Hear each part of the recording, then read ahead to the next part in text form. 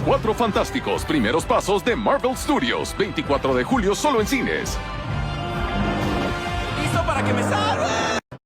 You know, listen, when you do a Marvel fan channel, you don't really think that eventually you're going to end up breaking down Little Caesars commercials, but that's where apparently Marvel Studios felt like was a great place to reveal Giganto, the very first villain on the cover of the Fantastic Four #1. He's an extremely iconic villain in that, because if you know the cover, you know the villain, and well, here he is in a Little Caesars commercial. Now, I'm curious whether or not this means he's going to be in the film or not in the film. Like, the line of thinking there is, hey, we put Giganto in this Little Caesars commercial with this level of CGI, but honestly, you know, look, while this might not be exactly the same quality as what we see from a Marvel Studios trailer, if this isn't fun to you and you don't like this, I don't know that we go to the same types of parties. Like, this looks really fun to me, I'm into it, and in the context of the Fantastic Four film, we've heard at some point and during the first act, we may be getting a montage of them fighting their way through all of the classic villains from the earliest days in the comics, including Mole Man, Red Ghost, and I would assume that would include Giganto,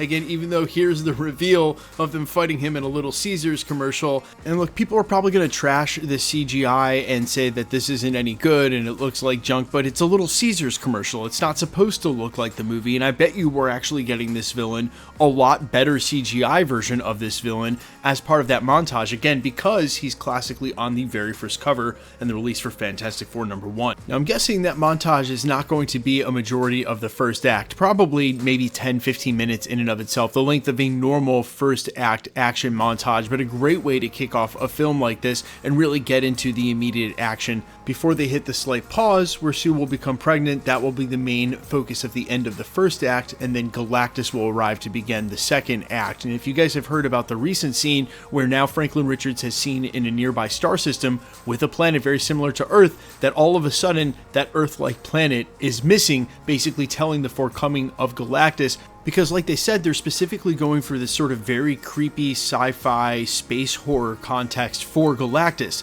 That's obviously juxtaposed to something that's pretty, I don't want to say exactly silly, but what's better described as fantastic. A lot more fun to see them fighting a Giganto, and that's why to me this is not a big deal, regardless of how you feel about the CGI, that they're putting this Giganto villain in a Caesars commercial before they reveal him in an actual trailer or the film. I think it's totally fun. I actually dig this. I can't wait for this. For me, Fantastic Four right now is checking all the boxes, and for that matter, so is Superman. But you guys let me know all your thoughts down below in reaction to any and all of this. And look, haters are going to hate. Some people just don't want to have fun anymore. And if you want to have some of those comments, I never take them down.